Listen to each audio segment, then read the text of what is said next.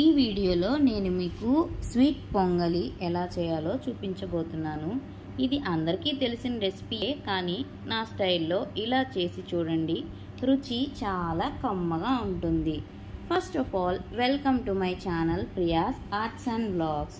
నా ఛానల్ని first time చూస్తున్న వారు సబ్స్క్రైబ్ చేసుకొని బెల్ ఐకాన్ని ప్రెస్ చేయడం మర్చిపోకండి।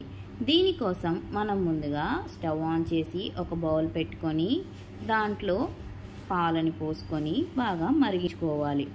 పాలు మరిగేలోపు మనము రైస్ని వాష్ చేసి ఇలా వాటర్లో సోక్ చేసి పెట్టుకోవాలి। ఇలా పాలు పొంగు వస్తున్నప్పుడు ఒకసారి గరిటెతో బాగా కలుపుకొని ఇప్పుడు మనం ముందుగా సోక్ చేసి పెట్టుకున్న రైస్లో వాటర్ అంతా తీసేసి కేవలం రైస్ మాత్రమే ఈ పాలల్లో యాడ్ చేసుకోవాలి। ఇలా ఈ రైస్ అంతా పాలల్లో యాడ్ చేసుకొని మరి ఒకసారి గరిటెతో దీన్ని బాగా కలుపుకోవాలి। ఎందుకంటే పాలు మరుగుతున్న కొద్దీ చిక్కబడుతూ ఆ మేగడ అనేది గిన్నెకి అంటుకుంటూ తరకలుగా వస్తూ ఉంటుంది। వాటిని కూడా మనము స్క్రేప్ చేసి కలుపుకుంటూ ఉంటే టేస్ట్ అనేది బాగుంటుంది। ఈ రైస్ అనేది ఈ పాలల్లో కుక్ అయ్యేలోపు మనం ఇలా చాయిస్ ఆఫ్ డ్రై ఫ్రూట్స్ని ఇలా ఫైన్గా చాప్ చేసి పక్కన పెట్టేసుకున్నాము। నేనైతే ఎండు కొబ్బరి, జీడిపప్పు, బాదం పప్పు తీసుకొని వాటిని ఫైన్గా చాప్ చేసి పక్కన పెట్టేసుకున్నాను। ఇప్పుడు ఈ పాలని మరలా కలుపుకుంటూ మధ్య మధ్యలో ఉడికించుకోవాలి, లేదంటే పాలు అనేవి పొంగిపోతూ ఉంటాయి। ఇలా మనము మధ్య మధ్యలో కలుపుకోవటం వల్ల ఆ మీగడ అనేది కూడా పాలల్లో బాగా కలుస్తూ పాలు అనేవి చిక్కబడుతూ రైస్ అనేది కుక్ అవుతూ ఉంటుంది। కొంతమంది ఇలా రైస్ అనేది పాలల్లో కాకుండా కొంచెం వాటర్ కూడా యాడ్ చేసి కుక్ చేసుకుంటారు, కానీ అలా కాకుండా ఇలా రైస్ మొత్తం కంప్లీట్గా పాలల్లోనే కుక్ చేయడం వల్ల ఈ పొంగల్లో కమ్మదనం అనేది చాలా బాగుంటుంది। రైస్ కుక్ అవ్వలేదు అనుకుంటే మరలా కొంచెం పాలను యాడ్ చేసుకొని రైస్ని కంప్లీట్గా కుక్ చేసుకోవాలి।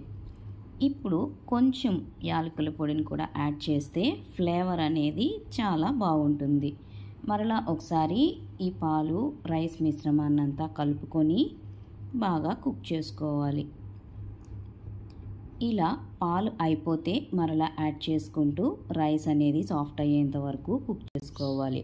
వన్స్ రైస్ అనేది కంప్లీట్గా కుక్ అయిపోయిన తర్వాత మనము స్వీట్నెస్కి సరిపడా బెల్లం యాడ్ చేసుకోవాలి। మీరు కావాలి అనుకుంటే షుగర్ని కూడా యాడ్ చేసుకోవచ్చు, కానీ ఒక విషయం గుర్తుపెట్టుకోండి, రైస్ కుక్ అవ్వకుండా మనం బెల్లం కానీ చక్కెర కానీ యాడ్ చేసుకున్నామంటే రైస్ అనేది కుక్ అవ్వదు, అలాగే గట్టిగా ఉంటుంది। ఇదొక విషయం మీరు జాగ్రత్తగా గుర్తుపెట్టుకోవాలి।